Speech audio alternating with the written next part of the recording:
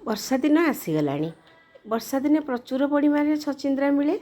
ଆଜି ଚାଲନ୍ତୁ ଆମେ ବନେଇବାର ଏଇ ଛଚିନ୍ଦ୍ରାର ପିଠଉଟି ବନେଇବା। ଚାଲନ୍ତୁ, ଏଥିପାଇଁ ମୁଁ ଏଇଠି ଛଚିନ୍ଦ୍ରା ନେଇଯାଇଛି। ମୁଁ ମୋଟାବାଲା ଛଚିନ୍ଦ୍ରା ନେଇଛି। ବଜାରରେ ସରୁବାଲା ଛଚିନ୍ଦ୍ରା ମଧ୍ୟ ମିଳିଥାଏ। ଏ ମୋଟାବାଲା ଛଚିନ୍ଦ୍ରା ନେଲେ ପିଠଉଟି ଟିକେ ଦେଖିବାକୁ ଭଲ ହେବ, ଖାଇବାକୁ ବି ଭଲ ହେବ। ଚକା ଗୁଡ଼ିକ ବଡ଼ ବଡ଼ ଆସିବ, ତେଣୁ ଭଲ ଲାଗିବ। ଚାଲନ୍ତୁ, ଏଥିପାଇଁ ମୁଁ 2-3 ଘଣ୍ଟା ଆଗରୁ ଏଠି ବତୁରେଇ ଦେଇଛି ଚାଉଳ ଆଉ ବୁଟ ଡାଲି। ଚାଉଳ ଦେହରେ 2 ଚାମଚ ବୁଟ ଡାଲି ପକାଇ ଦେଇଛି। ଆପଣମାନେ ଚାହିଁଲେ ପଛରେ ମଧ୍ୟ 2 ଚାମଚ ବେସନ ଆଡ଼୍ କରିପାରିବେ ଯଦି ଆପଣଙ୍କ ପାଖେ ବୁଟ ଡାଲି ନଥିବ। ଏ ଦେଖନ୍ତୁ, ଏ ଜାର୍ରେ ନେଇଗଲି। ଜାର୍ରେ ନେଇଗଲା ପରେ ମୁଁ ଏଥିରେ ପକାଇଦେଲି କଞ୍ଚାଲଙ୍କା କେତୋଟି ପକାଇଦେଲି। ରାଗ ଆପଣ ଯେଉଁ ଅନୁସାରେ ଖାଇବେ ସେ ଅନୁସାରେ କଞ୍ଚାଲଙ୍କା ଦେବି। ତାପରେ ଏଥିରେ ଦେଲି ରସୁଣ ପକାଇ ନେବେ। ଆପଣଙ୍କୁ ଯଦି ରସୁଣର ବାସ୍ନାଟା ପସନ୍ଦ ନୁହେଁ ତାହେଲେ ଆପଣ ମଧ୍ୟ ରସୁଣଟାକୁ ସ୍କିପ୍ କରିପାରିବେ। ଆଉ ଟିକେ ପକାଇଦେଲି ଜିରା। ଏଥିରେ ପକାଇ ଦେଇକି ଏଥିରେ ଟିକେ ପାଣି ଦେଇଦେବା। ପାଣି ଦେଇକରି ଆମେ ଏକୁ ବାଟି ନେବା। ଆମର ପିଠଉଟି ବେଶୀ ଚିକଣ ନହେଲେ ମଧ୍ୟ ଚଳିବ। ଟିକେ ତା'ର ଖଦଡ଼ା ଅଂଶ ରହିଲେ ମଧ୍ୟ କିଛି ଅସୁବିଧା ନାହିଁ, କାହିଁକିନା ଏହା ଖାଇବାକୁ ଭଲ ଲାଗିବ।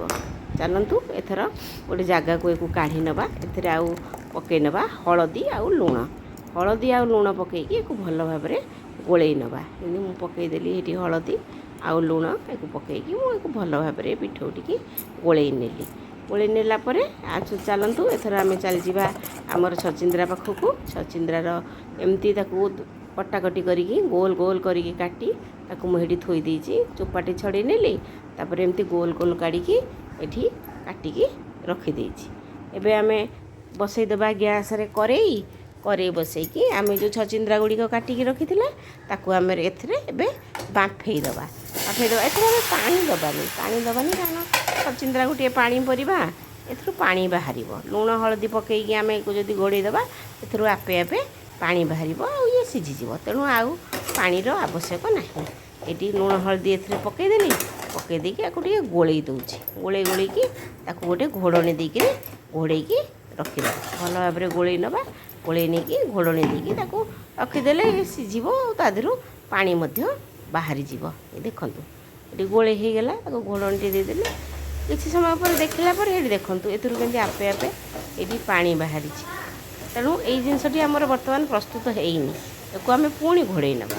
ଘୋଡ଼େଇ ନେଇକି ରଖିଦେଲେ ପାଣି ଯେତେବେଳେ ମରିଯିବ ତାହେଲେ ଆମେ ଜାଣିବା ଯେ ଆମ ପିଠଉଟି ସମ୍ପୂର୍ଣ୍ଣ ଭାବରେ ବାମ୍ଫେଇ ଗଲାଣି। ଏକୁ ଆମେ ପୁଣି ଘୋଡ଼େଇ ଦେଇକରି ମୁଁ ଦେଖନ୍ତୁ ହେଇଛି ଏବେ ଏଇଠି ପାଣି ଅଂଶଟି ପୁରା ମରିଗଲାଣି। ଏଥର ଏଇ ଭାଜିବା ପାଇଁ ପ୍ରସ୍ତୁତ ହେଇଗଲା। ଏକୁ ଆମେ ପିଠଉ ଦେଇକରି ଏଥର ଭାଜିବା। ଏପଟେ ମୁଁ କ'ଣ କରିଛି, ବସେଇ ନେଇଛି। ଏ ଦେଖନ୍ତୁ, ଭଲ ଭାବରେ ସିଝିନି କିନ୍ତୁ ଏ ତେଲରେ ଭାଜି ହେଇଗଲା, ଏ ସିଝିଯିବ।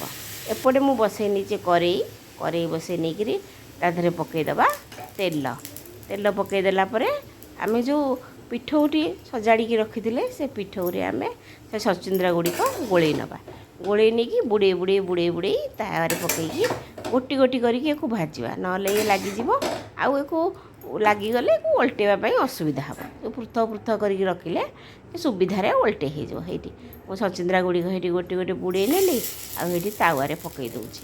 ଏମିତି ଗୋଟି କରିକି ଆମେ ସବୁ ମାନେ ଯେଉଁ ଆମେ ରଖିଛେ ଯେଉଁ ଛଚିନ୍ଦ୍ରା ବୁଡ଼େଇକି ତାକୁ ଆମେ ପକାଇଦେବା ତାୱା ଉପରେ। ଦେଖନ୍ତୁ, ଏଇ ସବୁ ଗୁଡ଼ିକ ମୁଁ ଏଥରକ ପକାଇ ନେଇଛି। ପକାଇ ନେଲା ପରେ ୟା ଉପରେ ଆମେ ଟିକେ ଆଉ ତେଲ ବୁଲେଇ ନେବା।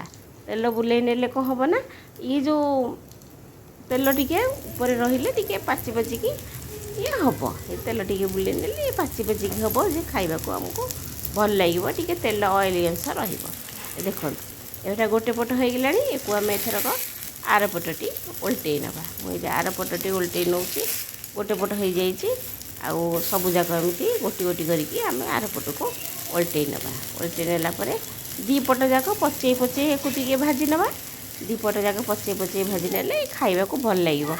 ଏଇ ଦେଖନ୍ତୁ, ମୁଁ ପିଠା ଖଡ଼ିକାରେ ଗୋଟେ ଚାପି ଦେଉଛି। ତା ଦେହରେ ଯେଉଁ ପାଣି ଥିବ ସେ ବାହାରିଯିବ ଆଉ ୟା ଭିତରେ ପାଣି ଆଉ ରହିବନି ଛଚିନ୍ଦ୍ରା ଭିତରେ, କାରଣ ଛଚିନ୍ଦ୍ରା ଗୋଟିଏ ପାଣି ପରିବା। ଏଥରକ ଆମର ପିଠଉ ଭଜାଟି ପ୍ରସ୍ତୁତ ହେଇଯାଇଛି।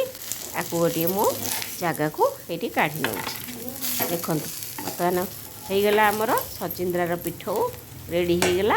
ଏକୁ ଆମେ ଭାତ ସାଙ୍ଗରେ ହେଉ କିମ୍ବା ଖାଲିରେ ଖାଇଲେ ବି ଖାଇବାକୁ ବହୁତ ଭଲ ଲାଗେ। କିନ୍ତୁ ଗରମ ଖାଇବା, ଗରମ ଖାଇଲେ ये बहुत भल लगे। आउ आपन को जदि ये वीडियोटी भल लगिला मो चैनल को टी सब्सक्राइब करदे। आउ ये वीडियोटी को लाइक आउ कमेंट करने। ये देखंतु हो गला आमर छचिंद्रार पिठौ। यहाँ आम एथर खाई परिबा।